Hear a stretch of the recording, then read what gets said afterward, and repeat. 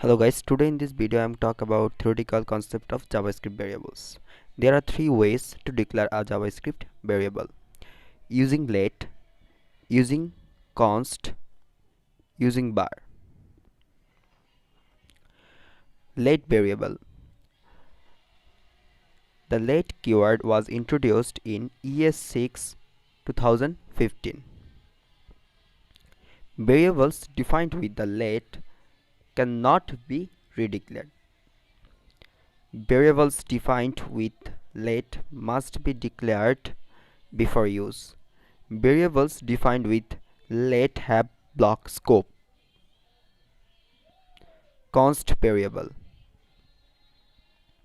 The const keyword was introduced in ES6 2015. Variables defined with const cannot be redeclared. Variables defined with const cannot be reassigned. Variables defined with const have block scope.